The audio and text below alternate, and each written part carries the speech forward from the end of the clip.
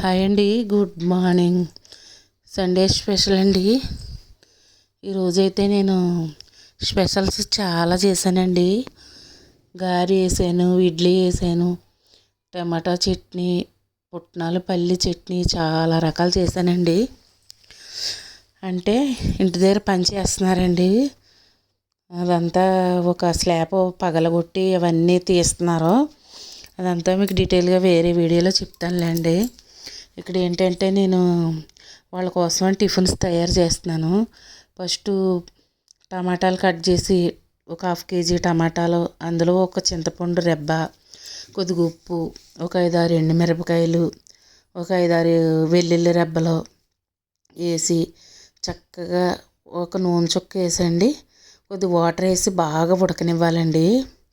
దీనికి ఎక్కువ ఆయిల్ ఏమీ అవసరం లేదండి. పోపైనా మన ఇష్టం, పెట్టుకోవాలంటే పెట్టుకోవచ్చు, లేకపోతే లేదు. అదంతా బాగా మగ్గిన తర్వాత, ఉడికిపోయిన తర్వాత మిక్సీ పట్టి తెచ్చి నేనైతే కొద్ది పోపు వేసానండి. పోపు వేసుకోకపోయినా కూడా పర్వాలేదండి, చాలా సూపర్గా ఉంటుంది దోశకి, ఇడ్లీకి, వాటికి.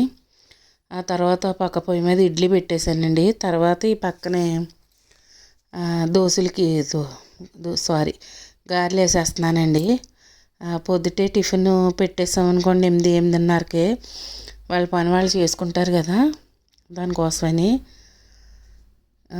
మళ్ళీ ఈ మధ్యలోనే నేను పచ్చిమిరకాయలు వేపేసుకొని పుట్నాలు శనగపప్పు చట్నీ కూడా చేసానండి.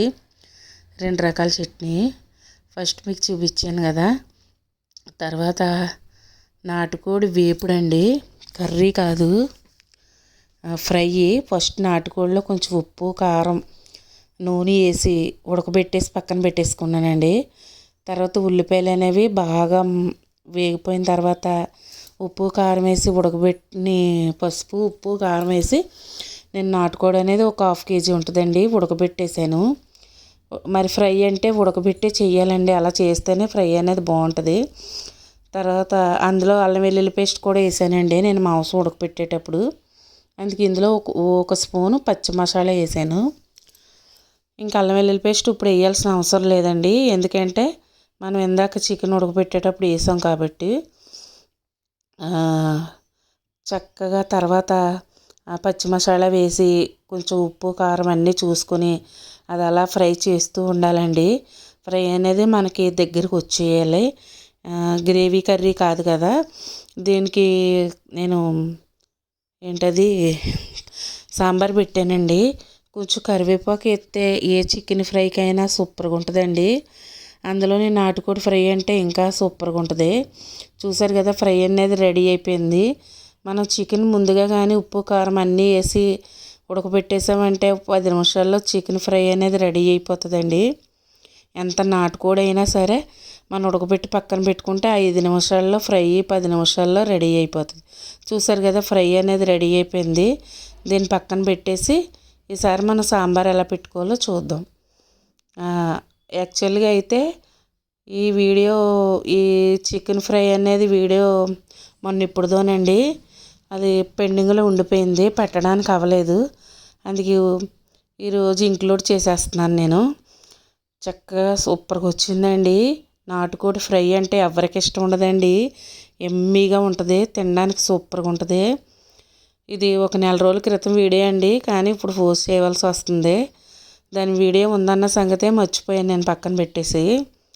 తర్వాత వంకాయ, ములక్కాడ, టమాటా, తెల్లదుంప, క్యారెట్, ఉల్లిపాయలు, చిన్న ఉల్లిపాయలు, సాంబార్ ఉల్లిపాయలు, పచ్చిమిరకాయలు, ఉప్పు, కారం, పసుపు అన్నీ వేసి 1 గ్లాసున్నర వాటర్ వేసి ముక్కలన్నీ పొయ్యి మీద పెట్టాలండి. అలా పొయ్యి మీద పెట్టిన తర్వాత అవి ఉడికినాయి, పప్పు ఉడకబెట్టి పక్కన పెట్టాను, ముక్కలు కూడా ఉడుకుతున్నాయి. ఇప్పుడు ఉడకబెట్టి పెట్టుకున్న పప్పులోకి చింతపండు పులుసు పిసుక్కుందామండి. సింపుల్గా మీకు ఈజీగా ఎలాగైపోవాలనేది నా కాన్సెప్ట్ అండి. పప్పు ఉడకబెట్టేసానండి నా ఖాళీ టైంలోను. ఈ ముక్కలు ఉడికేటప్పటికి మనం చక్కగా ఈ పప్పులోను చింతపండు పులుసు పిసికేసి పోసేసానండి. పప్పు చారు అనొచ్చు, సాంబార్ అనొచ్చు, చూస్తేనే టెంప్ట్ అయిపోయినట్టుందండి, అంత టేస్ట్ ఉంటుందండి. చూడడానికే కాదు, తినడానికి కూడా అంత రుచిగా ఉంటుందండి. నా సాంబార్కి ఫేమస్గా చాలామంది ఫేమస్ అండి మా ఇంట్లోనూ. నేను సాంబార్ పెట్టానంటే మాకుపోయి అంటారు, అంత ఫేమస్ అనమాట. సాంబార్కి. అంత బాగా పెడతాను నేను. అన్నీ చూసుకున్నానండి, బాగానే ఉన్నాయి. కొంచెం మరిగిన తర్వాత కొద్దిగా 2 స్పూన్లు సాంబార్ పొడి వేస్తాను. అది కూడా కొంచెం కరివేపాకు వేసానండి. ఆ ఫ్లేవర్తో మరుగుతుంటే టేస్ట్ సూపర్ ఉంటుంది. కొద్దిగా ఉప్పు వేసాను. 2 స్పూన్లు సాంబార్ పొడి వేసాను. ఆ సాంబార్ పొడి మన ఇంట్లో చేసుకున్నదండి, బయట అయితే తీసుకోను నేను, ఇంట్లోనే చేసుకుంటానండి ప్రతిదీ కూడానే. సాంబార్ అయితే మరిగిపోయింది. ఇంకా ఒక 2-3 నిమిషాల్లో తాలింపు వేసేసుకుంటున్నాను. చక్కగా వెల్లుల్లి ఎక్కువ వేసుకుంటే తాలింపుకి సూపర్గా ఉంటుందండి. బాగా దంచి వేసామనుకోండి, ఆ ఫ్లేవర్ అంతా పడుతుంది. ఈ సాంబార్, ఈ పప్పుచారు అనొచ్చు, సాంబార్ అనొచ్చు, మీ ఇష్టం ఏదనుకున్నా పర్వాలేదు. ఇప్పుడు తాలింపు వేసేసి, చాలా రెసిపీస్ ఉన్నాయండి ఈరోజు. పంచదార నూనె లేకుండా బ్రెడ్ హల్వా చేశానండి. టేస్ట్ అయితే సూపర్గా ఉంటుంది. అది కంపల్సరీగా అందరూ చూసి హెల్తీగా చేసుకోవాలి. బెల్లం కూడా హెల్తీయే. నూనె కూడా వేయలేదు. కొద్దిగా నూనె కాకుండా కొద్దిగా నెయ్యితో నేను బ్రెడ్ హల్వా అనేది రెడీ చేశానండి. చూడండి, వీడియోలోకి వెళ్ళి. హెల్తీగా కూడా బ్రౌన్ బ్రెడ్తో కూడా చేసుకోవచ్చండి, మనకి హెల్తీగా తినాలని అనిపిస్తేనే. ఒకసారి చూసి పిల్లలకి ఇలా చేసి పెట్టండి, బాగుంటుంది. తర్వాత పని అంతా అయిపోయిందండి, భోజనాలు అయిపోయినాయి.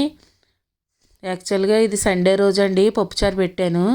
చికెన్ ఫ్రై అనేది అంతకుముందు వ్లాగ్ అండి, 2 కలిపి ఇందులో ఇంక్లూడ్ చేసాను. మీకు కనుక మా ఛానల్ నచ్చినట్టయితే లైక్, షేరు, సబ్స్క్రైబు చేయడం అస్సలు మర్చిపోద్దండి. రెసిపీస్ సింపుల్గా, ఈజీగా, టేస్టీగా ఉంటాయండి. ఛానల్లోకి వెళ్ళండి.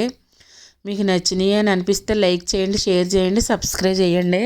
లేదు మీకు నచ్చలేదంటే కీప్ చేసేయండి. తర్వాత నేను కొద్దిగా నూనె పోసుకున్నానండి. నా దగ్గర 4 అంటే 4 బ్రెడ్ స్లైసెస్ ఉన్నాయి. మొన్న బ్రెడ్తోనూ శాండ్విచ్ చేశాను కదండి, దాంట్లో తినగా మిగిలినవి 4 ముక్కలు ఉన్నాయి. అట్లా లంచులు తీసేసి చిన్న చిన్న ముక్కల కింద కట్ చేసుకున్నానండి. ఇవే మనం నూనెలో వేపుకోవచ్చు, కానీ నూనె ఎక్కువ పీల్చేస్తుందండి. అది హెల్దీ కాబట్టి సర్లే హెల్దీగా చేద్దాం, మనోళ్ళకి కూడా ఎవరైనా చేసుకుంటారు, యూజ్ అవుతుందని ఉద్దేశంతో మీకు కూడా చూపిస్తున్నాను. నెయ్యి వేసాను కదండి, కొద్దిగా నెయ్యి వేసి ఈ ముక్కలన్నీ చక్కగా అటు ఇటు తిప్పుకుంటూ వేపామనుకోండి, క్రిస్పీగా ఎర్రగా రోస్ట్ అయ్యి క్రిస్పీగా రెడీ అయిపోతాయి. ఇలా రెడీ అయినవి అన్నీ తీసుకుని ఒక దుక్కుని పెట్టుకోవాలండి. మనం ఓ బౌల్లో తీసుకుని పెట్టుకున్నాం అనుకోండి, క్రంచీగా ఉంటాయండి. నేతిలో వేపాం కదా, అలా ఊరికనే తినేయడానికి కూడా కరకరలాడుతూ టేస్ట్ చాలా బాగుంటుంది. నేనైతే సరే చూద్దాం, హెల్తీగా చేసుకోవడమే కదా మన రెసిపీస్ అని వేపేసాను. చక్కగా మనం నూనెలో ఎలా వేపుతాము అలాగే కరకరలాడుతూ క్రంచీగా వచ్చినాయండి.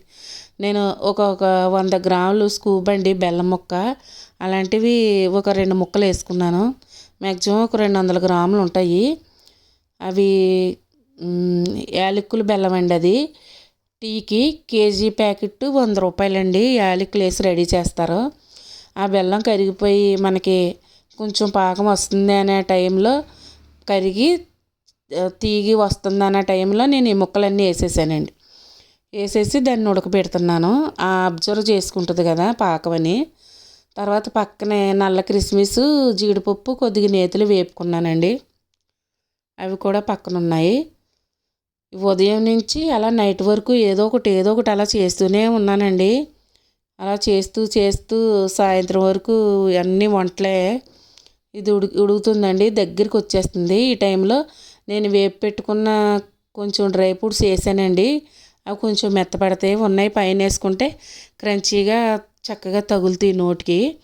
ఇదైతే మనకి పాకం వచ్చి జిగురుగా తయారైపోయిందండి బ్రెడ్ హల్వా. చక్కగా మనకు నూనె, పంచదార కూడా వేసుకోలేదు, బెల్లం వేసాము, నెయ్యి వేసాము, 2 హెల్దీయే. మామూలు నేను మిల్క్ బ్రెడ్డే తీసుకున్నానండి, లేదంటే మీకు కావాలంటే బ్రౌన్ బ్రెడ్ అయినా తీసుకోవచ్చు. టేస్ట్ అయితే సూపర్గా వచ్చిందండి. చాలా బాగుంది. చక్కగా తేనెలా ఉందండి, మధురంగానే. బెల్లం, యాలకుల పొడి ప్రత్యేకంగా మనం ఏమి వేయాల్సిన అవసరం లేదండి, ఎందుకంటే బెల్లంలోనే యాలకుల పొడి వేశారు. తర్వాత నైట్కి డిన్నర్లోకి కొద్దిగా పప్పుచారు ఉంది, కూర ఏమీ లేదు. సాటర్డే రోజు లాగా అని చెప్పాను కదండి, అప్పుడు ఏం చేశానంటే నా దగ్గర పెసర వడియాలు ఉన్నాయండి. పెసర వడియాలు ఇగురు వండుదామని ఫస్ట్ వడియాలు వేపి తీసాను. తర్వాత ఉల్లిపాయ, పచ్చిమిరపకాయ, పసుపు, ఉప్పు వేసి బాగా వేపానండి. వేపి ఇందులో కొంచెం ఉల్లిపాయ బాగా వేగిన తర్వాత కొద్దిగా ధనియాల పొడి, కొంచెం అల్లం వెల్లుల్లి పేస్టు, ఇంకెంతకు మించి మసాలా ఏమి వేయనండి. కొద్దిగా నాకు సరిపడగా కారం వేసి చక్కగా వేపి పెట్టుకున్న వడియాలు వేసి ఒక రౌండ్ ఇలా తిప్పేసి ఒక గ్లాస్ వాటర్ పోసానండి. ఆ వాటర్లో వడియాలు అనేవి మెత్తబడతాయి. అలా మెత్తబడితే చక్కగా తినడానికి బాగుంటాయి అన్నమాట అండి. ఈ కర్రీ అనేది రెడీ అయిపోతుంది, దగ్గరికి వచ్చేస్తుంది. ఇంకా నైట్ అయిపోయింది కదండి, ఈ వీడియో ఇక్కడితో ఎండ్ చేసేద్దామని అనుకుంటున్నాను. ఈరోజు చాలా మంచి మంచి రెసిపీస్ చేశాను. కంపల్సరిగా తప్పనిసరిగా చూడడం మర్చిపోవద్దండి. సూపర్గా ఉన్నాయి. కూర అయితే దగ్గరికి వచ్చిందండి. ఇంక ఈ వీడియో ఇక్కడితో ఎండ్ చేసేద్దామని అనుకుంటున్నాను. బాయ్ అండి. మళ్ళీ రేపు మరో వీడియోతో మిమ్మల్ని కలుస్తాను. Bye friends.